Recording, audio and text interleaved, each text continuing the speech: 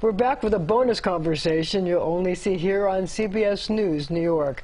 So guys, New York City has always been the city that never sleeps, but now people are starting to wonder whether we actually are going to sleep because restaurants are being or opening for fewer hours. What's going on?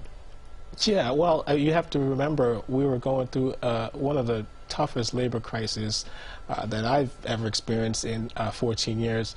And so the best way to counteract that was to have less hours. So if you have less hours, you have less employees. So that was one of the main decisions with me. Also, you have to remember we were tired from fighting and trying to keep open. So some owners, if they have the ability to actually limit their hours for their own mental health.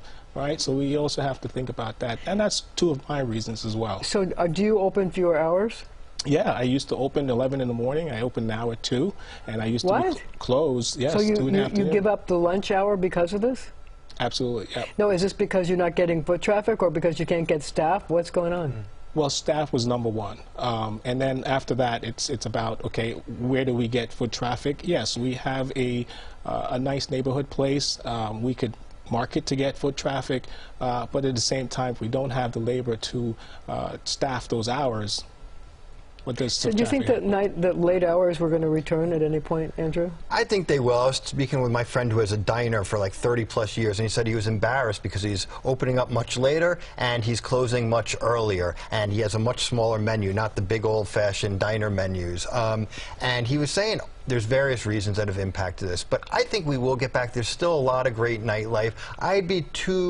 I try not to make too many predictions. I just know that the only thing that was certain throughout the pandemic was that everything was uncertain. And at the end of the day, people want to go out, they want to eat, drink, celebrate, dance, and they'll get back there. There may be some changes, like Loy was explaining, but we're still at a point where these places are still recovering, still trying to figure things out. So, you know, we've discussed a lot of the challenges that are facing the people in the restaurant industry, but I'm also wondering, what are the rewards? Why do people get involved in this business, and why did you get involved in this business and stay in this business? You were a firefighter. Yeah, I mean, as I said, I don't come from a culinary background or a bartender background. I came in for one reason, and it's because I saw so many small mom-and-pop restaurants closing, and here we had one of the oldest in the United States, the oldest in New York City was closing, so I figured, why just stand idly by why so many of these places are closing? Let me give it a shot. And so I jumped in from being a customer to actually being a restaurant owner, and I figured out that this is very tough. This is very challenging. So are there rewards? And so the rewards is just having that, you know, that 21-year-old saying, you know, my grandfather used to come here, I'm going to have my first beer here. You hear those stories and say, this is the same seat my mother sat in, or all these are what New York is about. It's priceless for a reason. You can't put money on that. So it's the human element. Oh, it's always. Hospitality is all about human element. Andrew, what are the rewards? So we had, going back to my great-grandparents, bakeries and cafes, and my grandfather had an old joke. He said, you know, how do you make a small fortune in the restaurant industry? And the answer is you start with a large fortune. So it's not an industry where you're going and make a lot of money, but it's in people's DNA. It's that human aspect. It's nights, weekends, holidays, tough business, but it is really, truly so rewarding, so fulfilling, and that's why people do it. Not because it's easy, not because they're going to get rich, but because it has such a great impact on other people's lives. So are there any trends that you see right now in the New York restaurant industry, either one of you? I think Andrew has been around so many restaurant owners. I think he's a great choice to answer that question. I think people want to go out, they want to have a good experience. You know, that's the biggest thing. They want a great meal, they want to kind of forget about everything outside when they walk in those four walls of the restaurant and bar. And I think for the pandemic, at least, we were told to be socially distant. So finally, the fact that we can come together and socialize is the biggest trend. People want to be out.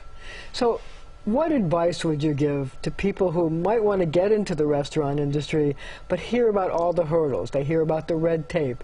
They hear about, you know, the city dragging its feet on a number of initiatives, from Grubhub costs to, you know, outdoor dining sheds. So what advice do you give them? Do you say it's worth it, it's not worth it, stay away?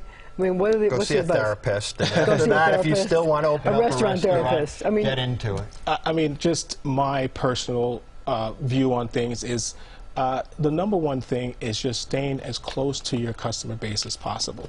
You have all this technology, great, but it should facilitate connection. Without getting close to my customers, doing these like Zoom calls when everything was shut down, I wouldn't have much customers when I opened the door. They were already flooded because they were ready. So the main thing is just find out who your real supporters are and stay in contact with them, and figure out how to make sure it's a real hospitable one-on-one situation. Too many times people use technology to replace that human connection, and it's not sustainable. Andrew, what advice do you have somebody who wants to get into the business for the first time? You need to be a real business person. You can't just be a good cook or a hospitable host just because your cousin says, oh, you should open up a restaurant. Yeah, you're a good cook, you should. It doesn't mean you should do it. But if you want to do it, make sure that you hire and you work with people that understand the New York City restaurant industry, not the restaurant industry elsewhere, because we have so many unique dynamics, different neighborhoods. There's a lot of challenges. There's a bureaucracy.